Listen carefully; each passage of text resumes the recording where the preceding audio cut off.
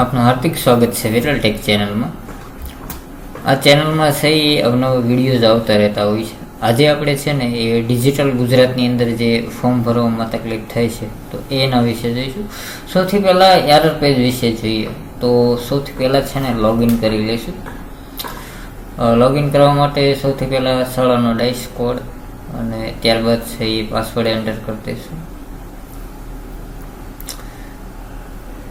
Password enter કરી દીધા બાદ કેપ્ચા છે એને ટાઈપ આપણે કરશું અને ત્યારબાદ લોગિન ઉપર ક્લિક કરશું.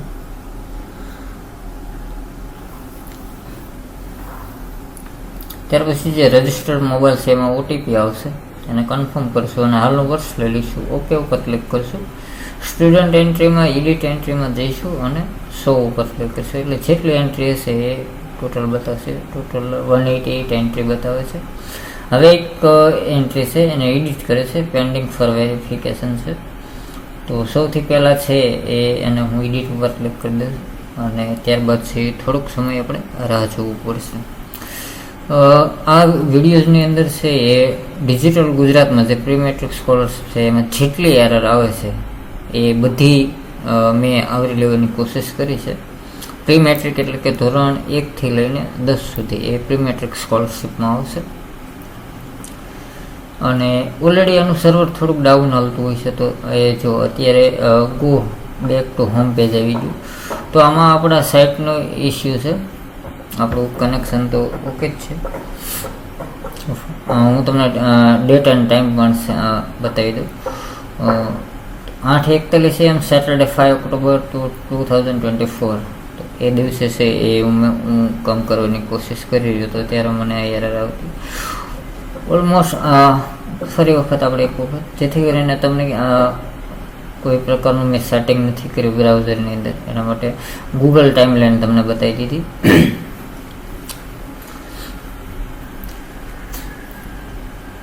ત્યારબાદ સેમ થિંગ ફરી વખત આપણે એડિટ એન્ટ્રી કરીશું.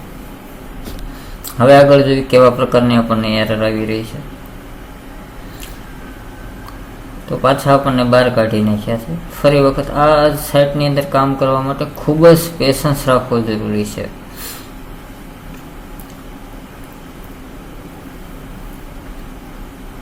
પાછું ફરી વખત લોગિન કરવું પડશે. ડાઇસ કોડ ને પાસવર્ડ ને કેપ્ચા એન્ટર કરવું પડશે. હવે આ એપ્લિકેશન હાલમાં ઓફલાઈન છે, અસુવિધા માટે મેં દિલગીરી છે. આવી એરર ત્યારે આવે છે જ્યારે આપણે દિવસના 2 થી 3 ગાળામાં કામ કરીએ ત્યારે. હવે એક નવી એન્ટ્રી છે એ આપણે એન્ટર કરીને જોઈશું. તો સૌથી પહેલાં છે બાળકનો યુઆઈડી દાખલ કરી દીધો. ત્યારબાદ એનું ધોરણ આવશે, નામ ને મેલ ફિમેલ ને એનું સરનામું આવશે અને 7 નેક્સ્ટ આપી દેવાનું. ઓકે કરી દઈશું. ત્યાર પછી અહીંયા જે અધર છે અહીંયા જે એને ડિસાઇડ કરેલા છે એ જ વ્યવસાય લેવાના છે. આપણે જાતે અધર કરીને લખવાનું નથી. તો ખેતી હોય તો ખેતી, દરજી કામ જે કંઈ હોય. પછી એમના વાઇફ છે એમાં હા મોટા ભાગે હાઉસવાઈફ જે તે લાગુ પડતું હોય. પછી એમની જાતિ પેટાજાતિ છે એ એમની વાર્ષિક આવક છે, આગલા વર્ષનું જે ધોરણ છે એમાં જે મેળવેલ ટકા છે, પછી દિવસો છે, કુલ દિવસો, હાજર દિવસો અને 7 નેક્સ્ટ ઉપર ક્લિક કરી દેવાનું. ઓકે કરી દઈશું. ત્યારબાદ છે એ બાળકનું આધાર કાર્ડમાં જેવી ડિટેલ છે એ નાખીને એને વેરીફાઈ કરવાનું રહેશે. ત્યારબાદ આ વખતે નવું આવ્યું છે, એની પહેલાં આવું ક્યારેય નહોતું આવ્યું. તો એ જે બાળક છે એ બાળકના રેશન કાર્ડની અંદર મેમ્બર આઈડી હોય છે. તો એ બાળકનો જે મેમ્બર આઈડી હોય છે તે અહીંયા લખી પછી ગેટ ડિટેલ ઉપર ક્લિક કરવાનું રહેશે અને ત્યાં બધી વિગત દર્શાવતી હોય કેવાયસી થયું છે કે કેમ કે વોટ એવર તેનું નામ આવી જતું હોય છે. ક્લિક કરી અને 7 નેક્સ્ટ આપી દેવાનું છે. બોક્સીસ આપેલા છે એ બોક્સીસમાં ટિક કરવું ફરજિયાત છે. ભૂલી જાવ તો તમને કહે છે. ત્યાર પછી એનસીપીઆઈનું સર્વર છે અને આ બેંક ડિટેલ ને એ બધું છે. આ એટલા માટે બ્લર કરેલું છે કે આ કોઈની ગોપનીય માહિતી છે તો અમને આપણે સહી ડિસ્ક્રાઈબ ના કરી શકીએ યુટ્યુબની પોલિસી મુજબ, એટલે બ્લર કરેલું છે. તો બધી વિગત છે એ ઓકે થઈ જાય એટલે કન્ફર્મ અને 7 નેક્સ્ટ આપી દેવાનું એટલે તમારી એન્ટ્રી સક્સેસફુલ થઈ ગઈ છે એવો તમને મેસેજ જોવા મળશે. પણ એ જે બ્લર કરેલું હતું એના હિસાબે છે એ તમને જોવા નહીં મળ્યું. હવે આમાં એ પણ જોઈ લઈએ કે જે બાળકો એડ કરેલા છે એની પ્રપોઝલ કઈ રીતે બનશે. તો એસજીએડી અને ક્રિએટ પ્રપોઝલમાં જતું રહેવાનું. પછી 9 10 લઈ લઈશું, પછી એ જાતિ પેટા જાતિ લઈશું, તળપદા કોળી લઈ લઈશું, 100 કરી દઈશું. તો અહીંયા જેટલી બી એ છે એ આપણને ગ્રીડ બતાવશે. ગ્રીડની અંદર એડ ટુ પ્રપોઝલ એવું કરવાનું છે, એટલે એ બધી જ છે એ પ્રપોઝલ એડમાં છે થવા. ડિટેલ્સમાં જેમ જોઈ લઈએ તો એ જે અહીંયા છે એ 10 બાળકો આવી ગયા છે, તે ડિલીટ કરી દઈએ, કારણ કે મારે એ બધા બાળકો એક સાથે એક જ પ્રપોઝલની અંદર જોઈએ છે, અલગ અલગ પ્રપોઝલ નથી બનાવી એટલા માટે.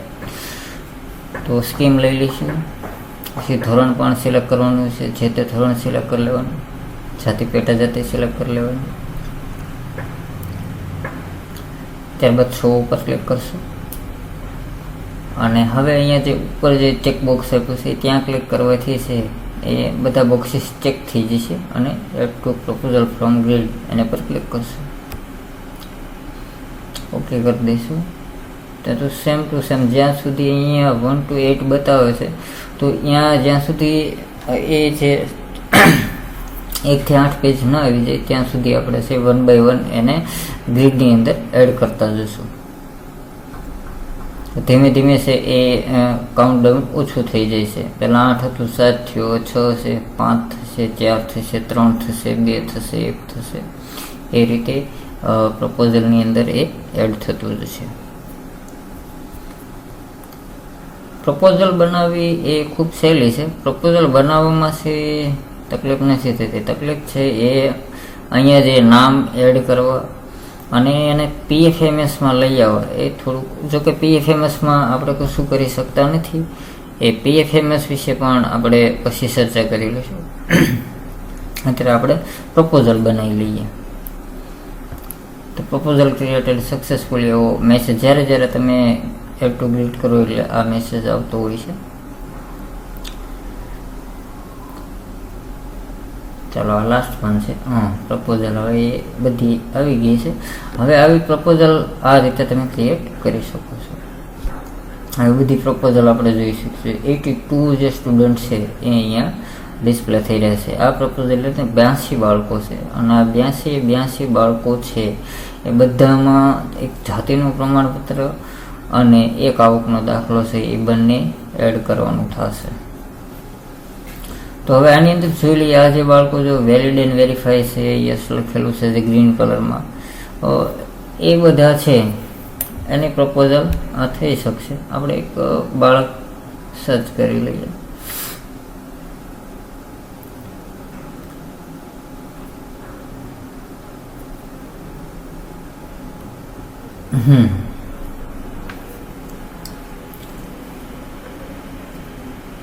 હવે આ શારદા રમેશભાઈ બાવળિયા છે, તો એ એન્ટ્રી છે ને એને આપણે ડિલીટ કરવી છે. તો ડિલીટ ઉપર ક્લિક કરશું એટલે સ્ટુડન્ટ એડેડ ઇન પ્રપોઝલ આ જે 100 પ્રપોઝલ છે એની અંદર એ એડ થઈ ગઈ છે. તો આપણે હવે એ બાળકને કેમ ડિલીટ કરવું એ જોઈશું. સૌથી પહેલાં આ જે 82 વાળી પ્રપોઝલ છે એમાં જઈશું, એમાં એડિટમાં જઈશું, અને એડિટમાં જઈને એ બાળકને આપણે ફાઇન્ડ આઉટ કરીને ડિલીટ કરવાનું રહેશે. તો 1 by 1 જે આપણી પાસે 8 પેજ હતા, આની પહેલાં જ્યારે પ્રપોઝલ બનાવી એની અંદર 8 પેજ હતા, એ 8 પેજ 1 by 1 ખોલીને એ બાળકને સર્ચ કરવું પડશે. સર્ચ કરીને ત્યારબાદ એને અહીંથી હટાવવું પડશે.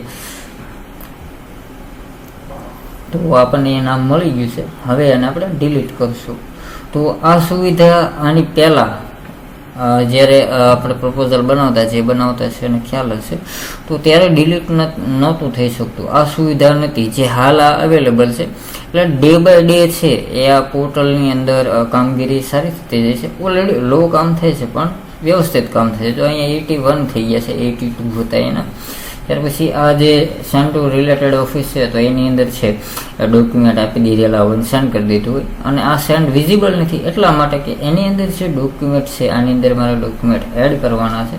જેવા ડોક્યુમેન્ટ એડ થઈ જાય ત્યાર પછી સેન્ડ બટન છે એ આપણને વિઝિબલ થઈ શકશે. જો already send to related office 3 અને 81 એ બધા પેન્ડિંગ છે, પણ આ થોડોક ઓલ્ડ વિડીયો છે, અને પહેલાં છે એ મેં એડ કરી દીધા છે અને સેન્ડ પણ થઈ ગઈ છે.